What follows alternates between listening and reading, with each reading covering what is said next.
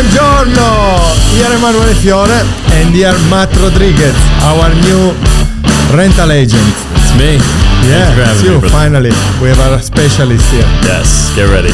So Matt is a specialist in the rental market.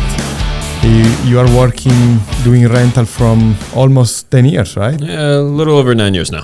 Yeah. And we are so happy you joined Serant now. Thank you for having me. Yes, it's about time, right? Yeah. So why rental prices are so high? Everybody's complaining about the rent is too high, Manhattan is crazy, which is actually true. It's true. So what's your opinion over the course of your 10 years? Have you seen difference? What's your opinion on that? Yeah, it's funny. The statistic is every 10 years, the prices double in the city, right? And I get it. It must be nice for the people who started renting 10 years ago. They're locked into that rate, essentially. But, I'm seeing that now in my own personal apartment. Mm-hmm. When I first moved into, I've been all over the city, but I've been in this building downtown. I love it. I haven't moved for a little over 8 years now. And I remember when I first moved into this building, I was paying $2,900 for a one bedroom. It would be a great deal now. Yeah, now it would be great washer dryer and unit, great view, great everything. Mm-hmm. Now that same exact I switched apartments a few times throughout the building, but that same exact apartment is now going for $6,200, $6,300, which is absurd. More than double. Absurd. Like why would anyone pay that? And I mean now it's a time, of course, inflation and the cost of living has just shot up tremendously, right? Yeah. But then also because of COVID. Yeah. It's actually. Your apartment doubled in 8 years, which is kind of good, but I have so many friends complaining and asking me every day, how come from COVID 2021-22 till today, I have a spike of over 100% on the rental price. And I think there is a trick to that. Tell me. When they wrote a contract with the concessions. Yeah. So, I mean, for landlords, the landlords are always going to win, right? It's a whole psychological thing they do with the free months. Like during COVID, they were giving 5-6 months free because they just wanted people to pay the rent. But they were keeping the gross rental exactly the same the market same. rate. That's the trick. Yep. And then with the net concession, you think you're getting a great deal, right? But then next year, it's written into the contract. So if you read the contract, it'll say this concession is only for the beginning, your initial offer. Mm-hmm. If you choose to renew, you don't get any concessions. You could always renegotiate, but landlords, no. So basically the new lease will start at the gross rental price, nominal price, and then they add probably their usual 2 to 5 to 8% raise increase. But the problem that psychologically people that are renting, they were renting during COVID, let's say a one bedroom apartment net rent at $3,000 a month when the gross was probably $4,500, and now they've been seeing the new rental price. Okay, so now it's $4,900, yep, $5,500. And they say, what? From not even 3 to 5, it's almost 100% increase. It's not even legal. They all call me and say, oh, it's not even legal. All my friends, they're calling me. We were paying $2,800 during COVID for a one bedroom, and now they spike up to almost $5,000. This is almost 100% increase. But in reality, if you read the contract, those numbers, they just increase 5, 6, 7% because the actual gross rental was $4,500. Exactly. So just psychologically, they think they are doubling. Yeah, usually, what was the rental increase per year? Usually standard. I mean, landlords could do whatever, right? But standard is it's more of a handshake buddy deal. Okay, you paid rent on time. You're a good tenant. No complaints. Mm-hmm.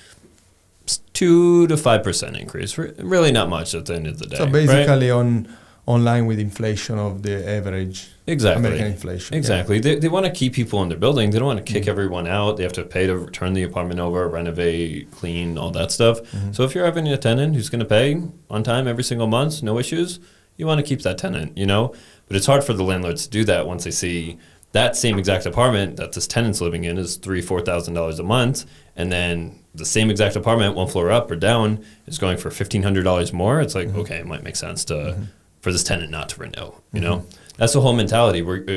All the landlords are getting calls like, what can I do? What can I do? And the landlords are just being blatantly honest with them. And they're saying, if you move out, someone else will rent this apartment in 2 days because there's zero availability right now for whatever price I put And it you at. will not find anything much cheaper than that for the same quality. Same quality. That's also what I keep telling clients, like, oh, okay, the landlord raised double the rent, I want to leave. I say, yeah, but if you leave, where are you going to go? Where are you going to go? Yeah, it's true.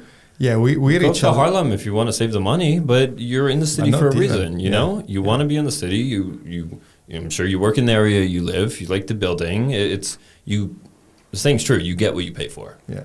What do you think are the most expensive areas for rental in the city? What do you think is the number one neighbor? Tribeca, Hudson Yards, Soho, I mean, all the neighborhoods are just... Financial District used to be one of the cheapest neighborhoods to live in until recently. Right now, it's again, $6,000 for a one bedroom, Mm-hmm. 2 beds are starting, depending on the unit, the amenities, balcony, washer, dryer room unit. 2 beds are starting, they're around $5,500. Or you could get a 1-bed home office for under $5,000. But still, it's like... You find a big difference where a tenant would find the best deal, in condo or rental building? Where do you think a tenant is treated better? Treated better in terms of... Or where they can get more for the money they spend?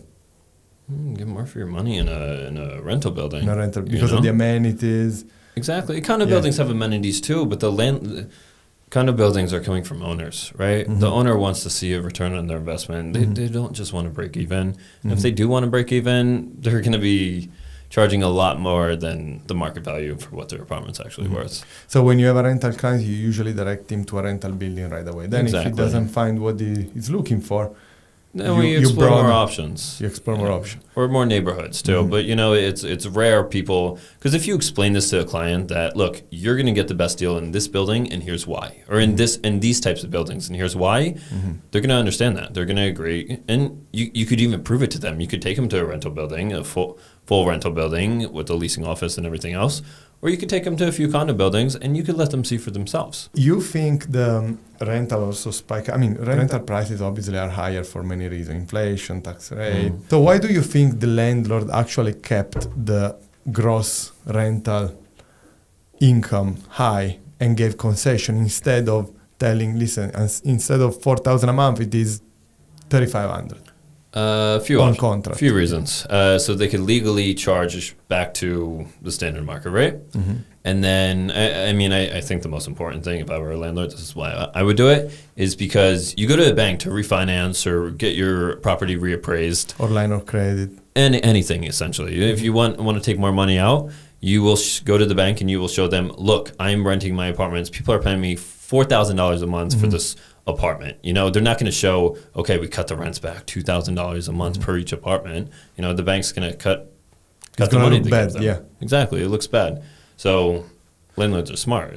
So they did for various reasons then. Bank, more line of credit, and also being able to charge more. Exactly. When we will be back to normality, which we are now. Exactly. Kind of. A little bit, yeah. I don't know if it'll ever end. It's all the landlords, it feels like they're all in cahoots with each other. They're all raising the rents. They're all pretty equal across the board. No one's like trying to outprice anyone else, So it's like, it's a landlord market now. As a tenant and as a renter, you're trying to look for places to live. There is also less supply now, I feel. Much less supply. Because that's why demand, less supply. No one's leaving. Spike up, yeah. No one's leaving. There's nowhere for them to go. They're like, okay, this is what it is. Because it's actually better to keep the rent they locked probably 2 years ago or a year ago instead of changing for a new one. A lot of landlords now, if you even do a 2-year lease, back then it's like, okay, a 2-year lease, they're going to have me for 2 years. They won't have to worry about the turnover, finding someone else, keeping it vacant. First of all, they really don't want to do a 2-year lease because the increase is so drastic right now, year after year. They won't have the option to increase next year. Exactly. Yeah. And even now, if you were to go to majority landlords now, they're going to jack your rent up about 5% on that second year automatically, even if you sign a 2-year lease. By contract, right away. By contract. So is it the best deal for the tenant? Maybe. Who knows? You can't predict the future. Yeah. No one, no one knows if another catastrophe. Exactly. is going to happen. Yeah, I feel bad for all the people who signed a 2-year lease and then COVID happened the next year. It's everyone got a discount. But Yeah, you feel furnished apartment. There are. It's very difficult for me. I get a lot of inquiries about. Oh, I'm looking for a short-term furnished apartment. Have you ever done those deals? They are common. barely. It's difficult, right, to find in Manhattan a furnished apartment, It's especially it's not- short-term. It's not worth the time, right? Would you do For you. for anybody For a broker, you for a mean. broker? Yeah. Yeah, I mean, you refer them to the short-term companies like AKA or Sonder, you know, or go on sublet.com, go on Craigslist, you know, go on Facebook Marketplace. You know, I ask a friend. realize Instagram. sometimes the hotel is the cheapest Or that, way yeah. to do a short-term. Yeah, the Hilton on what is it, William? Hilton on Nassau. Yeah, it's $100 a night. Go for that. Yeah. Yeah, room service, get a maid, make your bed every day. You probably don't have the kitchen, though. But who eats? Definitely no Who eats kitchen. at home No. anyway? You get the Manhattan. Nespresso maker though. Yeah. Like that's close enough. That's good enough. So what are the building you work the most? You had the most deals in your career? The area financial district is where I specialize. I know like the back of my hand. I can do it blindfolded. You know, because I live down there too. You know, it's easy to work where you live. You're walking in the neighborhood every day. You see what's coming up, what's new. You could tell people. You could make recommendations. I guess to you know people. also the doorman, the staff, everybody. Exactly. They Yeah, shake you're hands walking and you by. go- He's, hey, how you doing? You know, you don't know the guy's name, but still, it's like, hey, you see each other every day, right? Yeah. The building I specialize in, there's a few. I mean, there's a ton of buildings down in the area, all residential rental buildings. The buildings I really specialize in are 2 underwater, 63 wall, and then 1 west. Okay. I truly believe you do, and clients will see this over and over again for themselves, that you get the most for your money in these buildings. Okay. You know, you just get so much value. They're all full amenity, full luxury buildings, doorman, gym, roof, lounges, all the good stuff, you know, laundry, dry cleaning, tailor, wash and fold services. It's like you're staying in a hotel, you never have to leave. I can't tell you how many times I meet a client for the first time at one of these buildings, and they're like, exactly what we're looking for. You know, we Perfect. saw every other building in this area except for these. And I'm just like, oh, okay. Like, to me, it's like common sense to show these buildings. Yeah. To everyone else, it's clearly not. Well, that's why you are a rental expert. Yeah. But Because, you know, most of brokers, they focus probably on sales and they do a rental here and there and they don't really know what to do. That's true. They don't really know what they're doing. And that's why we have now Matthew Rodriguez in our team and you can call him for all your Please do. inquiries. Thank you. Yeah. And what's your opinion in your next near future about rental? Price is going to keep going up, coming down. We're talking about Manhattan, by the way, only New York City. So Yeah. what do you think? They keep going up like crazy. I mean, if I could predict the future, I wouldn't be doing this. You Yeah. know? I know. Neither would you. It's a difficult question, I know. But Of course. What's your feeling? Right Yeah. now, actually, we are higher on or less expensive than 6 months ago. I mean, we're definitely higher, you know. But just recently, it's because of the limited inventory and the stuff that's out there is the more expensive stuff that's probably way overpriced, and landlords are starting to realize this too. So just recently, like a few buildings in the area, they're dropping prices. Not a lot, $200 a month, you know. So they're starting to come down. 5%, yeah. Yeah, they're starting to come down, and hopefully all the landlords are going to realize, like, okay, these tenants, these new coming people aren't going to want to pay this anymore. You know, they are going to go to Jersey City. They're going to go to Brooklyn. They're going to go to walk-up buildings and all these other areas because they just simply can't afford it. You know, or what are they going to have? 6 roommates, bunk beds, and yeah, I was everything about else, to you say, know? you experience a lot of roommate situation All on the Wall time. Street? Yeah? All the time. And how the landlords react? Like They love it. They don't care, but they love it. You know, in the leasing, they put just one person and the rest is occupant, I guess. Right? No, so you put everyone on a lease. So it's crazy. What's really makes financial district stand out is all the buildings were converted from old office buildings, right? So you have these huge, weird, funky layouts that Where are they put walls, fake wall, dry wall. perfect for flexing. Yeah. Perfect for flexing the apartment. So you take a 1-bedroom, 600 stretching it, but I've seen it done. 700 square feet of a 1-bedroom. You put up 2 walls in the living room, and you have a true bedroom. So you could do 1, 2, 3 roommates. And what's the process for approving them? Because, you know, normal rental condo, they ask 40 times the rent. If not, they need to have a guarantor. Yeah. Like, it's a long process. In Wall Street, it's much easier. Very similar. How can they prove this room is 40 times the rent?